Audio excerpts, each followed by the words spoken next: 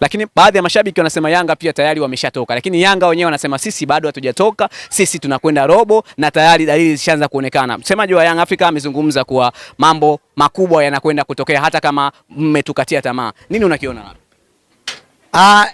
Nyuma mwiko tayari safari kashaimaliza. Naona anaenda kufa kifo cha mende pale Zanzibar na safari yake imekwisha. Maanisha nini kusema kifo cha mende? Walisema anaenda kupindua meza. Kupindua meza maana yake meza iwe miguu juu. Maana yake ni kifo cha mende. Kwa mantiki hiyo sasa Young African safari yake imeisha, kwa hiyo hawezi akatucheka sisi, pamoja na kwamba sisi tulikuwa ni wabovu, lakini safari yetu imekuwa ni moja, ndugu mwandishi wa habari. Na nataka nitoe ahadi. Ahadi.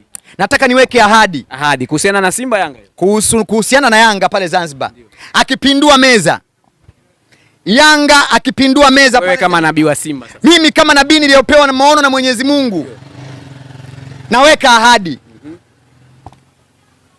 Kama Yanga akifuzu kwenda robo finali, mashabiki wa Yanga mnikamate, mwende mkanitupe baharini. Kama nabii Yona alivyotupwa na wale watu alivyokuwa kwenye meli. Mbona adhabu imekuwa nyepesi? Inawezekana unajua kuogelea ndio maana unatoa ahadi kama hiyo kwamba akakutupa baharini. Unajua ndio bahari yako.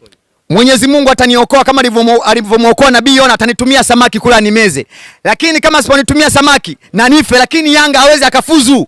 Yanga hawezi akafuzu. Hiyo ndo ahadi yangu ambayo naweka. Mashabiki wa Yanga wanikamate wakanitupe baharini. Kuna Pakome, Okelo wala nani. Yanga hawezi kufuzu. Kifo cha mende. Waislamu tunasema ni kun fayakun.